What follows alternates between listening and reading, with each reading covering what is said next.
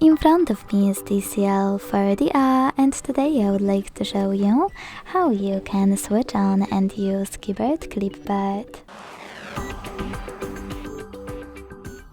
Begin by launching your keyboard and clicking on Clipboard at the top of it.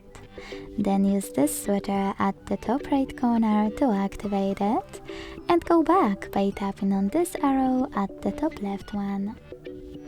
Following that, you need to copy or cut any text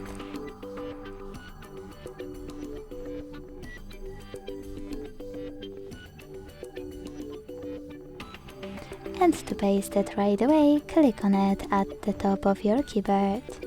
To paste it later on, click on Clipboard and tap on it here.